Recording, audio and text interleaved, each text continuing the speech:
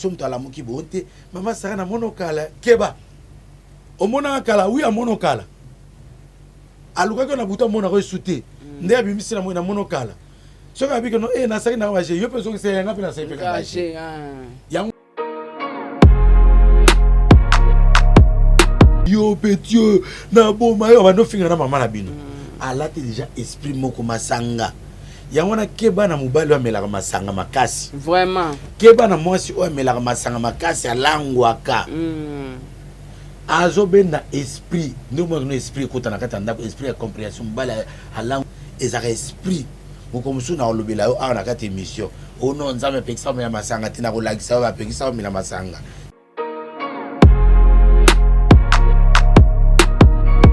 dans le tika bilama libanda il y a ce qu'on appelle échange au tika ba sous-vêtement libanda il y a ce qu'on appelle l'échange sur le plan spirituel peut on remarquer maman Sarah izana o to benga cadeau bizarre na combat spirituel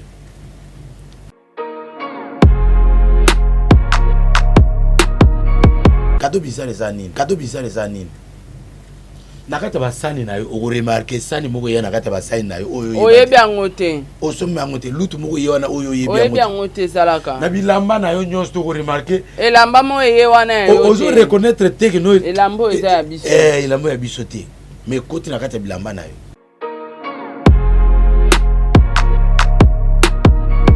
nguma sanzaka mbongo basi jo nyonso tu est-ce que nguma sanzaka mbongo est-ce que sata sala mbongo mbongo mona kana mbongo ezaka na numéro d'ordre ezaka numéro nango ouais yango mona que no FMI Fonds monétaire international batiaka ba gouverneur na bango moko na ba banque partout dans le monde ata président de la république na premier ministre ba ko signer motutel mais décision finale utaka na FMI pourquoi parce que il faut ba contrôler ba numéro d'ordre wana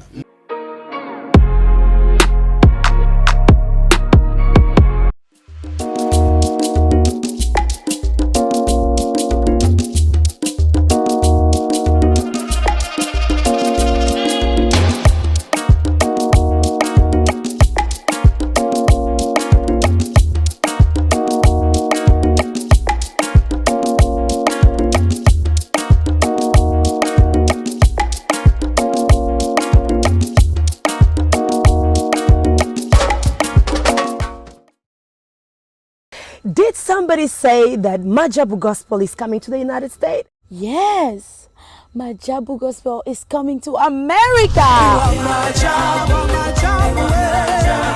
Pour la toute première fois, Majabu Gospel aux États-Unis d'Amérique. On the 16th of January, it is happening in Portland, Maine. An amazing, life-changing and epic concert. Et le 23 janvier 2022, bien sûr, à Dallas, Texas. Je peux m'imaginer combien la gloire de Dieu sera présente. For 2022, it's gonna be glorious. The whole Majabu Gospel team will be there. And we cannot wait to share this moment with you. Retenez ça très bien. Le 16 janvier 2022, nous sommes à Portland, Maine. Et le 23 janvier 2022, à Dallas, Texas. Invite a friend, save these two dates, because you don't want to miss it. And I hope to see you there. Soyez bénis.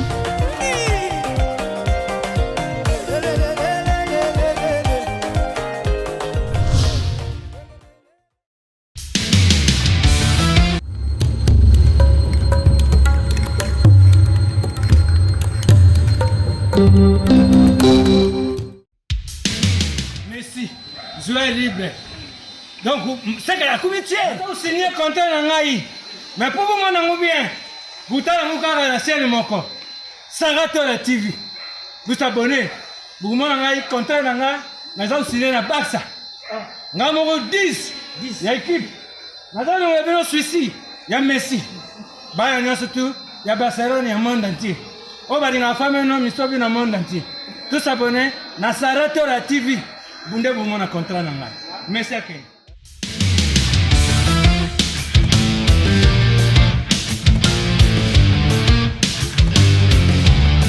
Bienvenue dans votre émission Tranche matinale. Tranche matinale est une émission moko tobenga kango. Réfléchissons tous ensemble avec le docteur Patrick Béni Diciel. Donc voilà, je dis un grand merci Nabino Nyostou Bandeko Bozolanda Biso Nangonga Oyo, ba bonjour Nabino, ba bonsoir Nabino. Un grand merci na ba sponsor Nangai, Madjabou Gospel et puis Azir. Un grand merci na Tata pour Efa Pekato. Un grand merci na Jenny Beta Industriel, moi c'est Apembe. Un grand merci na président Charles Tamboué. Un grand merci na maman Gina Amatou, Motema et papa Aaron Amatou, le prince de Dubaï. Un grand merci na Melia Moueba, la privado ya Orlando Domingos. Un grand merci na papa Diego Milito. Un grand merci à l'équipe technique Nanga Mobimba. Paulin Moukendi derrière la caméra sur mon émission. Les abonnés na image à Kitoko. Vous pouvez merci na Paulin. Ce qui peut baby, Bolanda et Kuna na privé. Donc voilà, sans plus tarder, Montréal sera vraiment même langage Nanga. Fungweli biso vraiment plateau parce que les loto lobela thème ya combat spirituel. Na kata thème ya combat spirituel. Tozana combat ya futur, combat ya étoile, combat ya naissance, combat des mariages. Donc tozana 4 points. Tokolobele longona Dr Patrick. Donc pour le Moukendi Fungola plateau, j'ai dit bonjour Dr Patrick. Bonjour Maman Sarah Tola, grand esprit, première dame. Nzambe apambola 2022. Merci. Ezala année ya vitesse puis ya multiplication. Amen Dr Patrick. Bonne santé. Santé za bien nangolo na Nzambe naza na retraite pendant 40 jours. Okay. Na soleil même na papa Diego na bi papa Diego mona ndé naza té pendant 40 jours il y a jeûne et prière. Donc na possible sangoti le 30 janvier et ba prière na ngawana raison pour laquelle ozomo ba muso azolo ba bi au diminuer au kondi non. Il faut to biriner nzoto oyo afin que molimo et comme na force au moni ko sambela côté na internet eza facilité te ya non église ozote ba 20 il y a pas de problème mais internet ya monde entier donc bitumba o biso tozoluka eza bitumba ya degré moko ya kosakana te yango wana faut tozala makasi na mabonde na kolinga ete avant tobanda émission na biso tosambela comme d'habitude parce que moni thème oyo lobi combat spirituel eza thème ya kosakana te vie ya batu evandi awa délivrance ya batu evandi awa oya kolanda ngo malamu apambolami vie na epeza changer comme il transformer diable a kokanga eli susute dans un combat il y a des problèmes il y a des coups les échanges des coups donc okobima champion balatio ceinture balatio médaille d'or metam mususu ozoki olembi tant mususu ba simbi ndeko simba balatio médaille donc c'est ça les combats spirituels. Ça existe, les combats de l'âme, ça existe, les combats du corps, ça existe. Donc, na sambila nzambe. Moza iseli kolupea na sese nzambe na pamboli ba onyoso balanda biso na 2021 kolupambola bango pe ba onyoso ya sika ba okota pena ba oya kala bala bazolanda biso na 2022 tikete loboko nyangu ya ezali ko na bango zambe na lola na sengete bitumba ya molili bitumba ya molimo kolo yo oyeba kobundela bana yo pe kolongisa bango. Circoncire mato ya ba onyoso bazolanda biso pambola bana onyoso pambola mama Saratola pambola équipe nyonso oyo ezo filmer na bato ya régie bato ya montage na kombo na Yesu Kristo pambola pe mboka na biso pambola mokonzi mboka amen. Amen Dr Patrick. Voilà nalingi na rappeler bino que ba émission na biso ezongi malgré Dr Patrick aza toujours na état de prière. Mais tu ressens l'effort, tous à la razalana et pour que toi aussi ça vraiment combat spirituel parce que ça vraiment n'a pas point et belé il faut éclaircir biso. Docteur Patrick n'a outé koloba boni église boni bandimi. OK, ba église eza ebele église mokote ba église église ya États-Unis ezali église ya Europe ezali cela veut dire église nkoloba bato oyo tozana bango moko o to ressemble na bango. Et ce que bengi biso to côte sope na prière to ressemble na yo donc c'est ça l'église ce sont des personnes qui sont mises à part là où 2 ou 3 sont réunis à mon nom je suis milieu d'eux. Alors ministère nanga les surnaturel ministère et se comporter tellement bien nzambi azo sala biso ngolu dont je suis le représentant légal. Merci beaucoup Dr Patrick. Parlons du combat spirituel. Le combat spirituel c'est quoi? Dans le combat spirituel, ils allaient combat physique. Maman Sarah Tola, grand esprit, première dame, batu bele rumuna aini mama nae. Batu bele rumuna aini papa nae. Ndenge mate a été ami awa na Kishasa, combat spirituel. Ba prophète ba bomi mboka. Ba prophète ba panzi mabala. Na bandoto mo mobali alali azoluta ndoto mwasi na ya pumbwaka. Mbala moko mwa no mobali aboyi mwasi. le combat spirituel était ami mabe na kati ya mboka oyo. Et puis au moins on a une explication à bandoto mama Sarah. Au moins bandoto déjà ba prophète basi ba déterminer déjà sokolo timboa c'est que ça est molimo impédicité. Oh nani a caution ndengo na sokolo timboa eza molimo impédicité. Mboa zaka na impédicité. D'ailleurs mboa zaka na impédicité te ne bat ba kansaka wana. Bambo batamula na balabala nde bango bazaka na impédicité to mona ba na balabala. Mais mboa wazana lupango neti mboa na kati ya lupango kanyi na cage impédicité nini ya kosala wana. D'ailleurs au moins que non critère mboa mboa azakalala libanda bat palai na ndako azo sinzila pona bato. Est-ce que ça mabe rôle mboa yaka kosala wana eza rôle kaka ya mabe te ozomo mboa azo prendre sécurité ya bato nyonso tu. Mais au moins na kati ya mboa aza méchant azo gangela mutu azo kipe mutu te azo soa bapaya. Mais au moins aza intelligence ya kubatela mukolo na ye azo sala zu alingi te basima mukolo na ye. N'est-ce pas ezali pe ba sagesse na kati ya mboa. Au moins na mboa aza nyama moko oyo pe akoko sala pe babuzo bandenge bato bazolo ba impédicité mais soki aza libanda. Donc kozwa prophétie ou bien kozwa noto kwa kokomisa ko keno eloko moko soki muto alali na loti mboa yoka prophète eza impédicité te. Il faut que vous en ayez discernement. Moni ndoto eza langage. Ndoto eza likukuma. En français on benga énigme. Énigme, il faut que vous ayez interprétation. Parmi 9 dons spirituels, il y a les dons de vision, il y a les dons de parler à langue, les dons d'interprétation aussi existent. Aujourd'hui, ceux qui ont compris que non, ndoto moko, to pesa on signification moko bo. Ono na lala ki na loti ndoto na ozonga et pas na biso. Na lala na loti ndoto na ozonga en Afrique. Mbala moko yoka explication. O te ndenge za boye, c'est que ba refoulé. C'est que ndeza bo ozongi sima. Non, ekoki kozala kaka ndenge wana te. Ozomona, bato be batungisa maka. Ekoki kozala pe nzambe azotalisa yo oza na responsabilité na lupango na bino na famille na bino bondela nde bazolakisa ozozonga. Ilakisi oza na responsabilité kengela po na famille wana zala sentinelle. Alors biloko oyo ba prophète basala akeno ba pesa déjà explication na bandoto moko be komaneti ndenge wana. Non non non.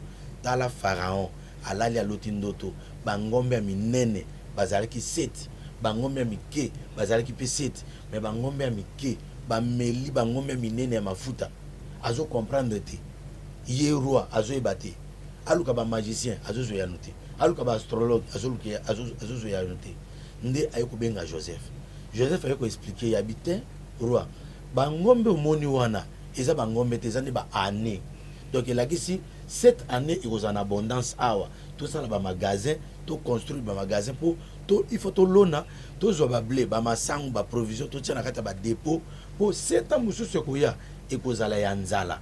Alors 7 ans ya nzala et komela 7 ans ya abondance nde pharaon a sosoli à lui nani ngo ko kambaka si 7 ans ya abondance pe 7 ans ya sécheresse. C'est alors que nous avons pour Joseph. Donc les combats spirituels existent. Les combats c'est quoi ndengo tuningai? Les combats eza bitumba.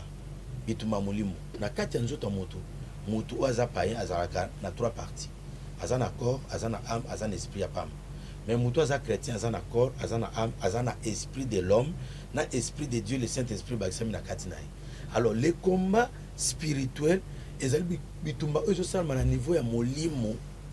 Pe na niveau ya âme. Spiritualité ka ne bundaka te parce que en esprit biloko yo monana te.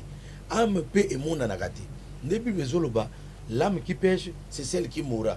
Tant que péché et kufa ndenge nini. Il fait une punition esprit de mort et ya ebeta ebundisa yango eboma yango. Ozomona. C'est comme ça les combats spirituels existent, les combats au niveau de l'âme aussi existent. Alors dans un combat spirituel et un combat charnel te. Bible olbi na Ephésiens chapitre 6. Nous n'avons pas à lutter contre la chair ni le sang. Biso to bundisa bat boete. Mawana bato abundisa mama nae. Mawana muto abundisa tata mwasi nae, mawana muto abundisa papa nae. Derrière papa nae ezande na esprit moko nde okokota nde. Ce que non mama azandoki, c'est que esprit ya sorcellerie nde ekoti na kati ya mama. Nde azobundisa yo, nde azobundisa famille. Alors on peut s'attaquer na mama physiquement boete. On peut s'attaquer na esprit ou écoute na kati ya mama et je sais que non mama a bondi sa famille. C'est ça le combat spirituel. La Bible dit nous n'avons pas à lutter contre la chair et le sang, mais contre les principautés. Au moins, les combats spirituels. Contre les principautés. Les esprits méchants qui sont dans les lieux célestes. Au moins, Daniel, tant que bonde là qui me colle liboso parce que promesse ezalaka pour que na Israël et na Babylone pour ça là ba année kuna 70 semaines de Daniel. Tant que aussi ça 70 ans wana. C'est alors que beaucoup bima na captivité bozonga na terre promise. Alors tant on est coca qui déjà mais ba na Israël bazaki na distraction na kata Babylone bazolia bazo sepela ba bosani que noté sorti. Daniel zaki révélé ndé abani ko bondela. Tant on bani ko bondela Bible obi que non dès le premier jour nzambe exaucé nzambe atindi ange Gabriel aye ko kita po apesa Daniel bénédiction. Siko ba ange de Perse ba kangi na likolo. Ange oti pa nzambe mama Sara. Auti na présence nzambe Gabriel. Gabriel on mutoyela ki Marie message. Gabriel on ange messager mutoyela ka ba pasteur message. Ba kangi ange nzambe pa ba ange à Satan. Tant Satan kitaka, la Bible dit dans le livre d'Apocalypse, parce que il a entraîné plusieurs étoiles na mukila na akanga betole belé. Betole ba olubela aweza ba ange ya nzambe akitaka na bango Satan corrompre ba ange nzambe ba kitina bango. Osomona ndébi bezo ba que non malheur à la terre car le diable est descendu parmi vous sachant qu'il a peu de temps animé d'une grande colère. Malheur à la terre. Yango na kamoka ba prophétie. Ote nazomona ki kwanza na kata ndako. Prophète, toi bi deke no to sana bitum. Oh non maman, nazomona bituma moko ya botata na yo. Bituma moko ya botata ndenge ni tanga kumba tata, tanga kumba nini. Ndio mo ngeno skat maloba ke no, même ba prophète des nations bazarati na kata mboka o. Margo tunanga ote moto ngani aza prophète te, aza prophète bazaba prophète. Alors, nous n'avons pas à lutter contre la chair, contre les sang, mais contre les esprits mauvais, les principautés qui sont dans les lieux célestes. Si comme une bénédiction à Daniel Maman Nangai, et qui dit, Bakanya n'est pas ange de Perse. Pendant 21 jours, il a fallu Daniel abondela. Pour ange Michael, ange guerrier, Ayanano, abondisa ba ange de Perse, ba génie de l'air wana. Yango notre téléphone, téléphone is arabitumba. Sur bengi moto il faut et que non États-Unis na tour de contrôle il faut 4 les airs là yango mo ngino na kata téléphone ba blocage yaka moto promettait que mbongo zo ya souté mbala promettait que libala zo ya te na téléphone bo bebani na téléphone au mona te ko so na moto na téléphone kanda payer na téléphone na ba texto pam et là on est ça que no bozaka bino mbali mo sa mbali mais beaucoup na kanda na téléphone. Les anges de Perse là ba kangi bénédiction à Daniel pendant 21 jours. Il a fallu Michael aya abundisa nanu ba ange de Perse wana. Ange de Perse, ouais. Abundisi bango titi la première des choses à délivrer ange Gabriel ou ti besoin présence en Nzambe. Tango a délivrer. Donc bakangai ange Gabriel. Ange Michael n'a ko délivrer. Voilà, parce que na monde ba ange mu contrôle bila mambo angéologie awa. Tato na combat spirituel maman Sara na biza anemo bimandi to ba combat spirituel. Na ko lembate en tout cas no sa makasi na ya parce que na combat spirituel to lobela angéologie. Les classements des anges. Ils en ont anges, ils en ont archanges, ils en ont chérubins, ils en ont 3 sortes d'anges. Il y a les anges terrestres, il y a les anges célestes et il y a l'ange de l'éternel. Les anges célestes, bakabwani ndenge nini. Hiérarchie na bango zande nini. Tokolobela démonologie. Ba chrétien belé ba banga mambo démonologie. Or Jésus est moko muto otia mambo ba démon. Alobi, ce genre de démons ne sort que par les jeûnes et prières. Yesu azoloba alobi boye. Ceux qui ba démon ba bimi na nzoto mutu ba kendekete musika ba kobima mais ba kozonga lisusu ba koya kotala ndako soki za balayer wana na forme ya bon sens te ya mauvais sens. Cela veut dire sacrifice mutu asala te mutu atika na vie de prière te donc ndako neza balayer za ne loko moko te ba be esprit wana ave zonga eke lisusu ezu baninga na bango sambo akongoli penza akongoli ba esprit mususu ya méchant babakisa tant ba kozonga omona mutu azaki ya impudicité mama Sara famille akomi na impudicité moko mola na bana miki ezana bato be bazana na prison ba violer ko violer na zanine esprit na ibimaka ekei ezonga ezononga ezotala azaka vide ezu baninga mususu omona papa mukolo omona kino ba député bazo pesa ba loi balobi ke no soko meki boye eza viol mais ye moko ba député ba ko na kata ya mutambo wana au monde que non ba président na bino ba musicien ya mboka ozomona que non akangi ba danseuse na kati ndako ayebi que non na loi eza mabe mais azokuya wana pourquoi ba esprit mabe ezongeli 7 fois so muto anomela masanga mama saloma que non salaire mobimba asilisi yango penda na masanga mama na ndako na bana eloko moko te donc muto akomi kutiti papa mo akufaki na wileria mbule beti ma etoni na terrasse na wileria alango ekwiti makasi kwiti wana memeti azini na terrasse alobi te aningani te abeleli mpe bato te akufi donc les esprits mauvais zongi cette fois alors na bande kolobela makambo ya ange de Perse bayeba délivrer ange Gabriel nde bénédiction ya Daniel ekiti aye kozwa yango nde omona bakretien bakomaka 21 jours de prière 21 jours de prière tuna mpe moto euta wapi ayebi te donc euta parti ya histoire wana alors nde yango wana combat spirituel sikoyo bato babundisaka bato boye te eza mabe so obundisi tata mwasi na bino baokango na leta so obundisi mama na bino baokango na leta soki opimeli mama na bino biloko ya kolia bakokanga yo parce que Bible ezoloba boye celui qui ne prend pas soin de sa famille est plus qu'un inconverti omoni mama Sarah osalaka ozokipe soin ya famille na yo te bandeko no te bana na yo te mama na bino te babi que non oza plus qu'un inconverti donc oleki ata païen pesa mama kwanga pesa mama lipa somela liputa na mabondeli na molimo bloqué ye beta ye tindele moto so akozika zika so akufa yango na 2022 ba o nyonso bakobundisa yo nazolakela bango liwa na kombo na Yesu Kristo mama Sara o ba otelemela yo nazolakela bango eloko mosusu te liwa nga 2022 na opesa bato liwa bato ba prophète Patrick béni du ciel pour nous liwa mais oui Bible zoba que non si les méchants restent impunis ils n'apprendront pas la justice de Dieu donc boma bango yango mo que non bana Israël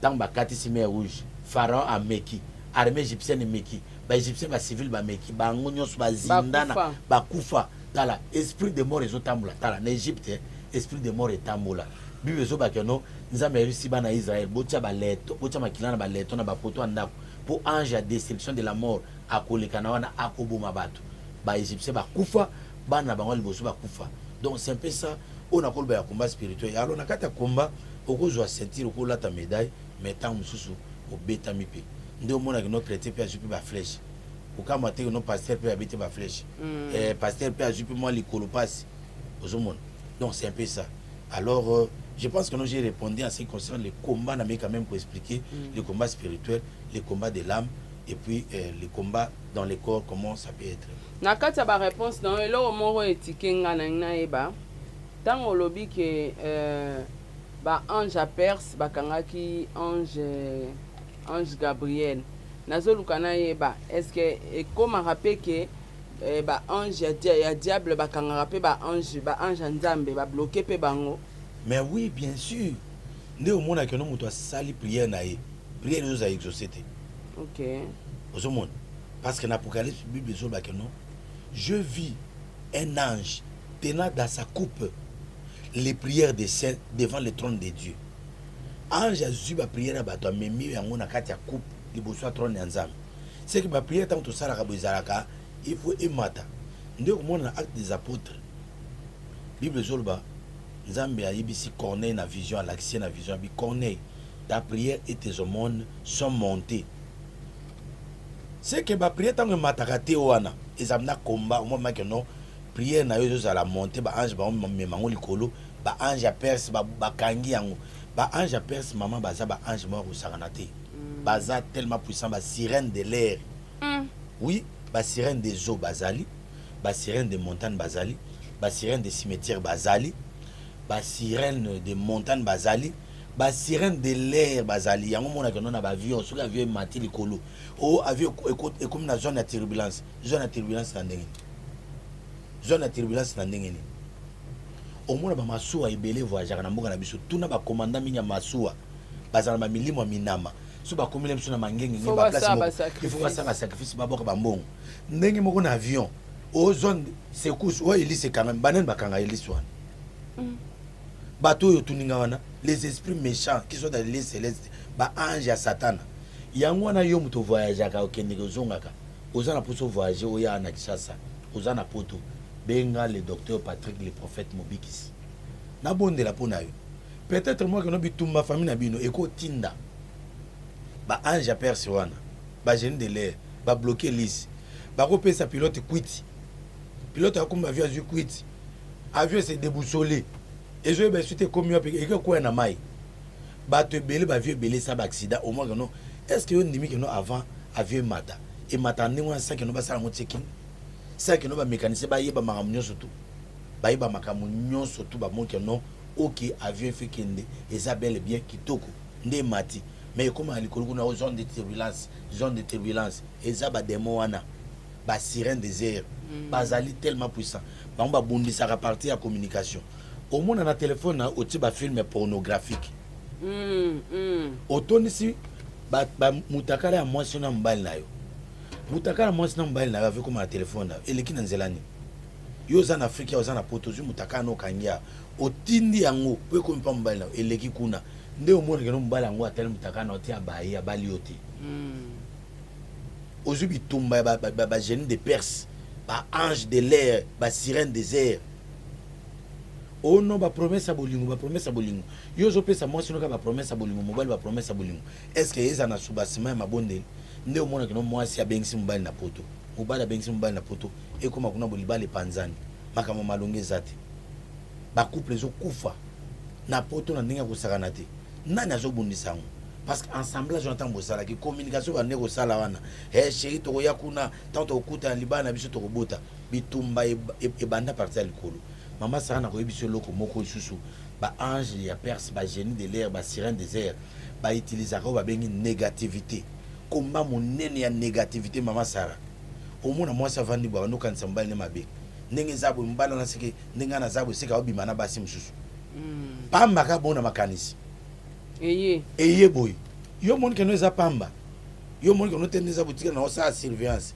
mobalo vandi boy o ten mo sina ndenga za na Afrique bo sika za na mibali mususu yo moni ka ke no suka bongo négativité ono e osimbate to sata mo ka mo boy ono e osimbate to ke kop mo boy e osimbate kaka ne ozo ba négativité et loko ne ozo créer au moins tango okanisa ke no mobile na yo alingi basi mususu yeba ke no kaka na makanisi na yo au créer zone mo créer ba ange de déchu ba sirène des airs ba ju information wana ba kokisa yango au moins pe mobile no iska vandaki parce que biso za mibali soko lingi mwasi oyoka sentiment ya fidélité au moins que no na sa mwasi na mabe pona nini ata zati ata soki mwasi moko aleki mwasi na kitoko au moins non na osala bongo te na olinga mwasi yote mais soko moni mobali a exécuter ti alingi mwasi msupe ba komi ko bimana tala malamu penser à moi si na ina ndako ndenge kene musala bongo seka za na secrétaire ndenge kene musala bongo seka seka mo bimadena ba travailleur tango yozo kanisa bongo et former zone moko ya ba démon na déchi ba yoki information ba ko exécuter yango ndenge na benga ka sorcellerie inconsciente pour so tuni pasteur moko expliquer biso sorcellerie inconsciente ba to ba raté ba to expliquer ka sorcellerie bo mais sorcellerie inconsciente ba ko kate la sorcellerie inconsciente j'ai expliqué au moins muta matina tena likolo ya tigo azo bongisa kuna yoka yo bon so ya kwei eko za ndenge nini muta osuka basana mbele ba ver yoka yo bon so basana ngwe pasuki bon ndenge oke obota na bon so mwana kufi bon ne bota mo mutu ko bon so ka accident sami bongo soki eko provoquer bango kuna yango na Bible lobi boye que les biens soient l'objet de vos pensées. Ndena vandi il faut na kanisela mwasi na malamu. Keno ndinza mwasi na ndeo sa musala, awasaka musala, akozonga na poko na ndaku, akika musala, akiki ndumba te. Tant na kanisa bongo ne Bible zo ba que les biens soient l'objet de vos pensées. Nazo créer positivité. Ne Bible zo ba na Job. C'est que je crains, c'est ce qui m'arrive.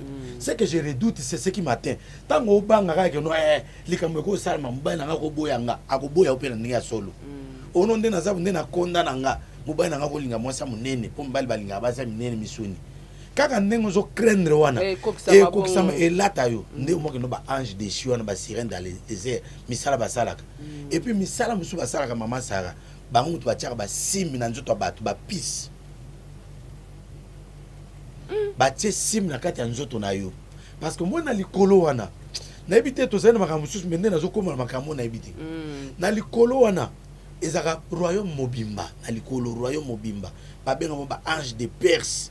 Perse eza nini ntango empire ya Babylone ekufi Daniel époque na ezaki Mède et Perse royaume wana nde babenga ba ange de Perse nga na benga ba sirène désert baza ba sirène bakoyaki misu bakoya na mai misu batika na likolo bakabwana ka misu bakoya na mai misu bakangama likolo kasi na mai bamami wata batati wata ya mai bango wana mais ya cimetière pe bazali nde mo bato misu bayebisi kende ko invoquer na cimetière et puis ba misu bazala na kati ya toilette o bato babenga madame Jacqueline na kati ya toilette ata toilette neza na kati ya ndako luka délivrance mama madame Jacqueline azawana alors na likolo eza royaume mobimba bavandaka wana baza na ba magistrat baza oui donc babna bien organisé ba ange de Perse na kati ya mai peza bongo ya na ngai moko na beto liswa ya na ngai moko akufa ya na ngai moko ya papi akufa na mai auti lisala bonga za lokele ya kisangani biso bakolo mai alors ya na ngai auti lisala aye po aya koteka ba biloko na ya sombi biloko presque barge mobimba biloko bakomi na Kinshasa na butu wana komeli na bi petit na ngai Patrick na komi na Kinshasa po aya kolala ta ndako na ngai ezaka pembeni na bo marché pembeni na fleuve obike ya na ete ya préféré ala nena maso akuna atekaki mwa biloko azwi mbongo ne atina saki na butu alinga kati sa maso a barge entre les barges wana moto azini na kati ninga zinda na tilelo abimate tolukaye soko kena kitsuka awa mai ya fleuve Congo nyonso tango yaka basalite ekendeke bwekei ezongi etelemi ato moni bibembe ya famille omoni bibembe na bino te bokomona yango place tomona ebembe ya na biso te alors magicien moko azaka na fleuve apasi babi fleuve ya Congo awa na biti na biso kobanda biti ngobila ti na baramoto papa nazo babi eza na 48 sirènes bango to basala ba ange ya mai wana bango to basala ba jugement na kati ya mai alobi bon bonga na pekisa ba biloko na ba moni ke no loko aza pasteur moto sa ba pratique oyo ezate basali mama sala tant kanga na kei baluki papa wana kotaka na mai na telefone akota na mai kuna na telefone akoti na mai epi na mai kuna obenga bino mai kuna eza monde mosusu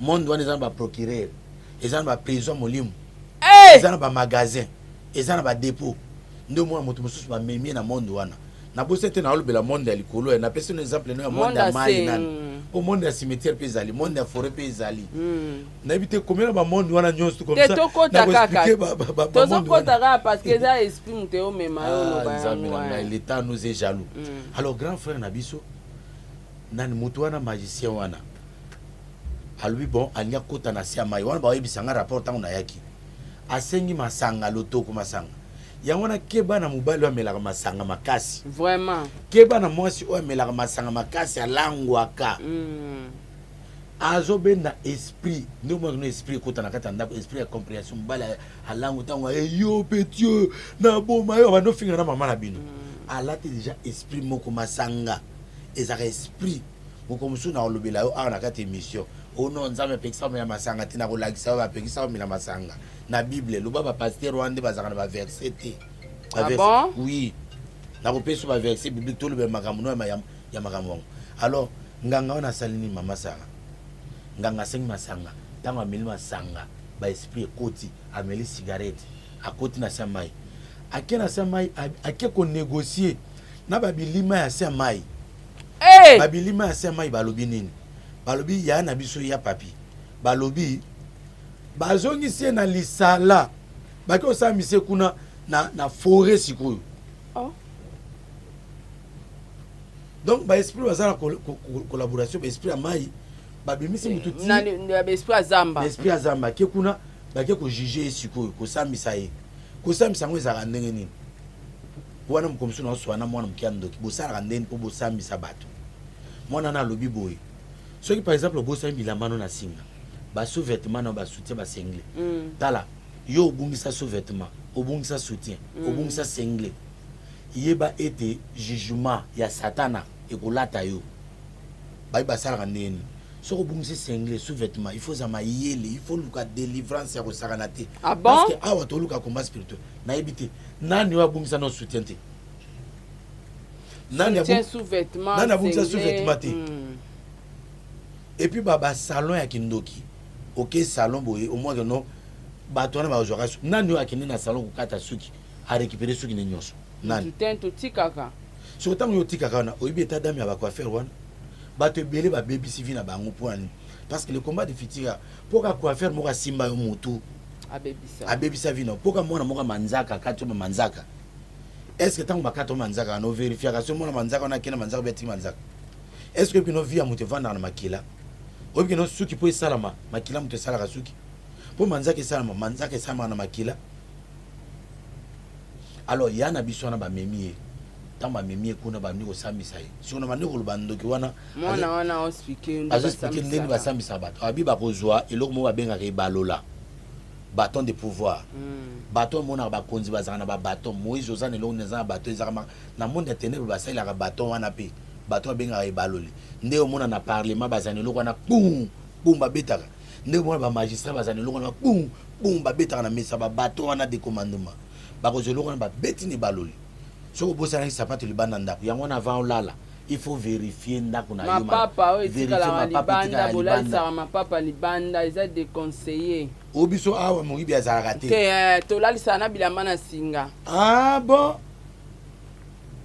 moyibi ayaka te docteur tolalisaka bilamba na singa ekauka na ntongo omona mpe omoni chemise na yo tomoni yango nyonso omoni chemise est ce que chemise omoni eza na chemise na yo parce que diable asalaka échange c'est profond hein échange nde omonaka no basi bazalaki mibale na bible makambo elangi ebele continue na odokta mosona alaleli similanga mpo ya mwana wana abetaki baloli basi wana bazalaki mibale oyo aboti mwana oyo alaleli mwana na ye moko abomi mwana na ye aye ayibi ya moninga oyo aza vivant azwi mwana oyo aye apesi mwana ya kokufa apesi pa moninga ye azwi mwana moninga aza vivant échange ntango otika bilamba libanda il y a ce qu'on appelle échange otika basous-vêtements libanda il y a ce qu'on appelle l'échange sur les plans spirituels pe oko remarquer mama Sarah eza na oyo tobengaka cadeau bizarre na combat spirituel cadeau bizarre eza nini na kati ya basani na yo oko remarquer sani moko eya na kati ya basani na yo oyebi yango te osomi yango te lutu moko ye wana oyo oyebi yango te ezalaka na bilamba na yo nyonso toko remarquer elamba mo eye wana ya yo ozo reconnaître te que no elamba eza ya biso elamba ya biso te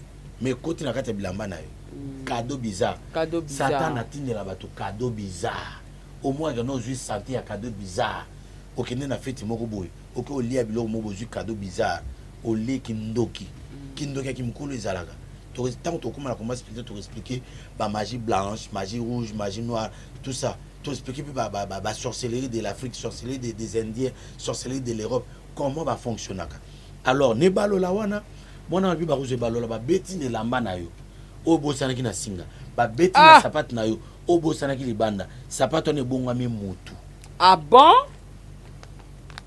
ebongwami mutu ntango ebongwama mutu ebongwami par exemple ebongwami papa problème kene nalobi eza problème kene mwana suka te napesika exemple papa problème limbisa ngai sikoyo omona ntango babeti yango ekomi papa problème kende sikoyo bandi kotuna papa problème yo sapate oyo bokende na problème wapi sapate oyo elobaki no tokende obala tokende obala bokende esu wapi oyo tokendeki banki bokende banki bonotika mbongo ya problème na banki eza combien o $100,000 nde omona mama Sarah na combat spirituel tokolobela makambo ya nguma asanzaka mbongo basizio nyonso tungu est ce que nguma asanzaka mbongo est ce que Satan asalaka mbongo mbongo omonaka wana mbongo ezalaka na numéro d'ordre ezalaka numéro nango wewe yango omonaka no FMI Fonds monétaire international batiaka bagouverneur na bango moko na babanque partout dans le monde ata président de la république na premier ministre bakosigner motu tel mais décision finale eutaka na FMI pourquoi parce que il faut contrôler ba numéro d'ordre wana nde omona pasteur mona limité pasteur yango yebi papa molimo ya pasteur mususu akobunisanga wana ye amultiplier ba mbongo abimisa mbongo akena braza salaire ono butala basaki na milo mbongo multiplier bakangi po anini yo ozo sa multiplication mbongo na ndenge nini parce que numéro d'ordre ezalaka na mbongo wana fmi bacontrolaka siko yo pasteur osa miracle obimisi mbongo na saki ono jésus alobaki mbisa yo za jésus obimisa mutu mbongo na kati ya saki lokuta moyibi mbongo ezala banuméro d'ordre bakangi babi pasteur tokangi parce que la contrefaçon est punie de servitude de servitude pénale, voilà, contrefaçon. Mbongo basali ezalaka na numéro d'ordre yo tango yo ye obimisa mbongo na saki mbongo wana ozwi yango wapi moyibi les faux prophètes. Je suis là le docteur Patrick pour noter les faux prophètes. Et un prophète pétasse, je suis contre toi. N'importe quoi dans le monde des médias. Il faut craindre l'Éternel. L'Éternel est vivant, il va te frapper à bientôt. Il faut avoir peur. Tu viens à la télé, tu viens dans YouTube faire les pétasses, les papeteries, les pétages. Aux hommes qui nous écoutent sa vie et écoutent sa maman. Pour nous, les ensemble, dans la peuple de Dieu, ceux qui m'ont dit peuple de Dieu, à côté de la impunité. Zambia robeta ndi yango zo mona no boka o ke côté lieu pour nani parce que zo salama c'est un évangile. Donc je pense que nous maman Sarah to touché à ta premier point d'avis sur non to si ça la premier point le combat du futur aïe aïe aïe aïe aïe ozo mona siko tango ba obete baloli wana ba bete baloli na sapato bani ko déterminer papa Paulin kendeki bo azoki mbongo papa Paulin kendeki abalaki siko ba bandi ko lakisa papa Paulin mabe. Pour ceux qui ont bêtu déjà baloli la mano au comikuna c'est aux faibles spirituels. Aux faibles. C'est qui bazio ba osambi so ba obomayo. Siko ba oloba bon ça va. Aux gens qui m'ont bon. Ba like sur image. Yo kene na mosabato bimena mosabato. Tala image za yote. Ezanga. O ezanga bon. Ndenge za boy. O ibaki mama Sarambon. Eza yote papa Paulin. Ezanga. O ezangai. Bon, o ezaki teti. Abani ko la mama Sara. Eza yote. Ezanga. Ezanga. Ah. Bon, biso bandoki to banga nzambe. Bandoki ba bima bitu banga nzambe. Docteur Patrick tika boyko. Bandoki ba bakino biso to banga nzambe. Lokwa biso banga nzambe, biso to kopini yote, to tangi loka na Bible. Ba bimisi Bible. Docteur Patrick tika boye. Na zo biso mamba solo, Bible o banganga basaila yango. Bato abangi pe basaila yango bakata makasa basaila papier pelire.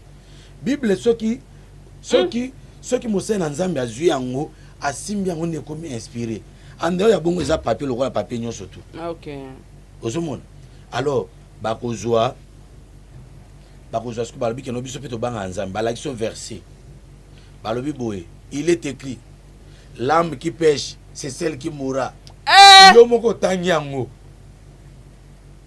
na mona ténèbre yo moko tangi yango tango tanga yango ba bo sava yo tangiti biso ba sorcier to banga na biso nzambe pinye biso to sai la kaka mukanu ya nzambe alors ba sorcier ba otala siko to boma papa oyo na eloko nini ba otala to bomena malade nde ko mona ba ko zwa lemsuki no tonga eza na sida ba koti mutu nde mwana moko ya kindoki azo bisanga bike no na kende ko boma mama na biso na ngola na tuni bomi mama na bino na ngola ndenge nini alobi kino na voyage aki na komi na ngola omoni GPS ezaka na téléphone ava basala ngo na téléphone euta na kindoki communication eza na téléphone euta na télépathie ndenge bandu basi communiquer na misapi tout ça même allô bonjour allô ana eza code pour okota na kati ya système ya communication nana lobaka allô teza na ba pasteur allô avant nyonso to bandaka na allô sikoyo ebalolelo baotala après aller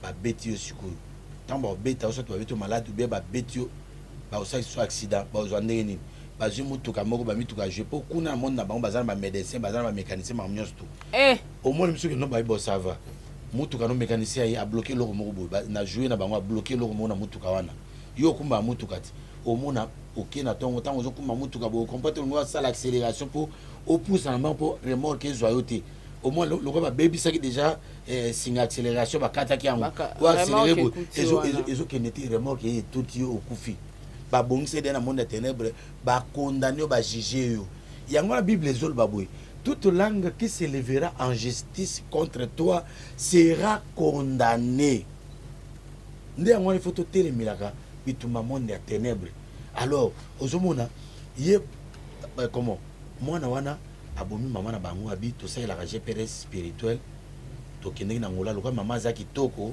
to tsubi to ngao ya sida po ebima keno na kitoko na ye mama saki kindumba nde akufina sida ke bana bato ebele basala même na bato basala ba test ya sida okoza osano bien mobali alinga bala mobali wana azala kindoki yoka mobali wato mwasi wana a provoqué faut ça sa test ya sida mpona yeba soki ozala sida or na bohôpital na bohôpitaux ezala na bademo déjà ya information ye mwasi wana oswade na bademo na médecin na bango ntango okóma sikoyo tonga baotuba yo wana bainjecte sikoyo malade ya sida ya solo sikoyo yango wana soki ngosala teste wana d'ailleurs ngai naza diplômé éducation à la vie sida mpona koyeba sida eza mbala moko te okosala teste ekambisanga bapaster mosusu ono boni bobala na bosala teste ya sida eloba te sida mpo oyebaka noza na sida oyebango mbala moko te il faut yebango pendant 9 mois il faut sala 3 tests test ya liboso pendant 3 mois test ya 3 mois période ya liboso ya 3 mois babengaka yango na français période muette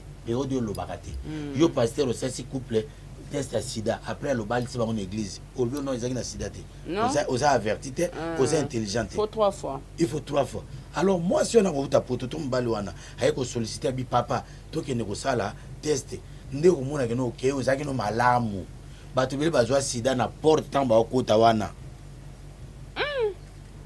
le combat spirituel existe maman Sarah est réel yango moki no tout geste tout phrase tout mot compte so moto alamuki boye te mama Sarah na mono kala keba omonaka kala wi amono kala alukaki na butu amonako esu te nde abimisi na moi na mono kala soki abiki no nasaki nanga baje yo mpe soki se yanga mpe nasaki mpe baje yango moki no kosakanaka te na baphrase omoki no memi mwana na yo mwana mpenza aza sheri na nga yo papa mokolo mama mokolo mwana nga sheri no na ndenge nini telemela yo keba yo baluka mari de nuit femme de nuit omonaki no yango vraiment mikolo oyo okomi na santé kitoko santé kitoko ndeni nazala déjà bien bo keba na bato wana bazalaka na alamwi na ntongo bokutani azokamwakamwa yo e okomona bato mosusu omona azosenga mbongo keba na bato basengaka aza papa mokolo mama mokolo kabelanga 100 francs nasomba mika 100 francs kabelanga 50 francs nasomba maye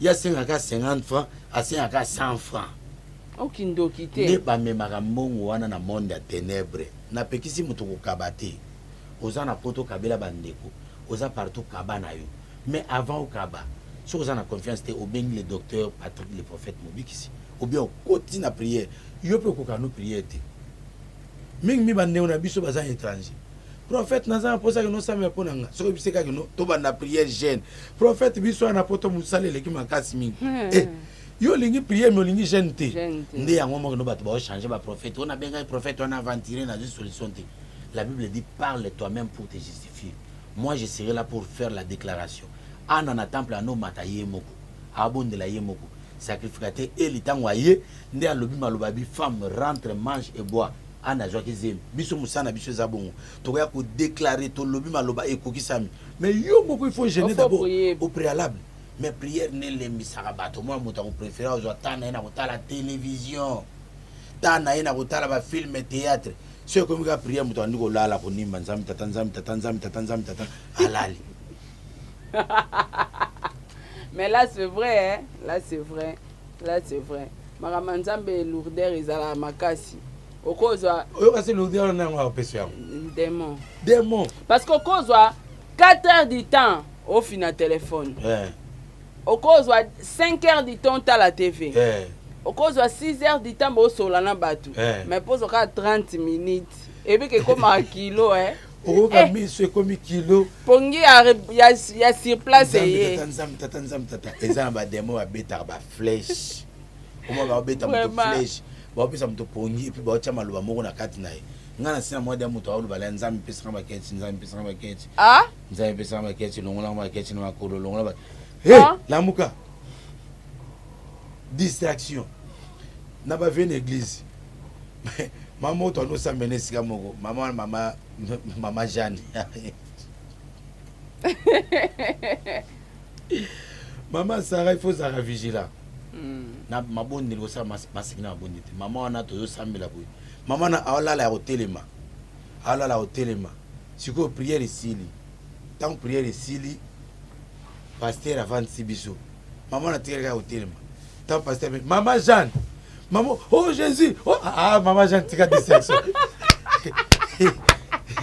tika distraction. Pardon, c'est là. Na comprendre mon madame ça mais la bino nyonso. Tout ça même chose tout ça au téléma.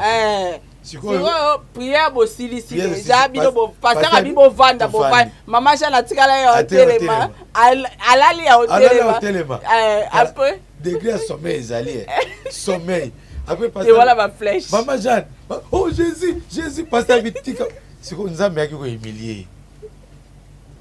Tuna nini? Aye ko sala gaz na miso bato. Diable mtu babe. Aïe, milliers maman. Oui, maman a juste. Tala, banam quoi. Aïe, à l'église. Attends, yobo. Donc, batu tout na ba vandi otika yobo olali. Après olala. Pasteur abeleli. Maman Jeanne, aïe saidi. A continuer prière. À côté pasteur bikata. Kata. Après au kata on a au sargaz. Na miso bato humilié. Le diable peut t'humilier quand tu manques la vie de prière. Je demanderai à tout chrétien d'avoir la vie de prière. Exemple, mais il faut prier. La Bible dit, veillez et priez, afin que vous ne tombiez pas dans la tentation. Celui qui prie est capable de renverser les forteresses. Toi qui pries, tu es capable. Même si vous avez un problème, vous avez des difficultés, benga téléphone en Zambie. Jérémie 33:3. Invoque-moi, je te répondrai. Je t'annoncerai de grandes choses, des choses cachées que tu ne connais pas. Toi qui es malade, la Bible dit, y a-t-il quelqu'un qui est malade, qu'il prie? Y a-t-il quelqu'un qui est dans la souffrance, qu'il prie? Y a-t-il quelqu'un qui est malade, qu'il appelle les anciens de l'église, que les anciens prient pour lui? Car la prière fervente des justes a une grande efficacité. Comment la prière n'a pas maté? Si tu as des problèmes, des difficultés, appelle-moi le docteur Patrick, le prophète Mobik ici. Je vais prier avec toi. Il faut être capable. C'est lui qui prie à genoux. Dans un épisode, au Longa, dans un épisode 2022, soko bondeli bien, soko lukin zambe bien, zambe tika na nyonga motote. La Bible dit approchez-vous de l'Éternel et l'Éternel s'approchera auprès de vous.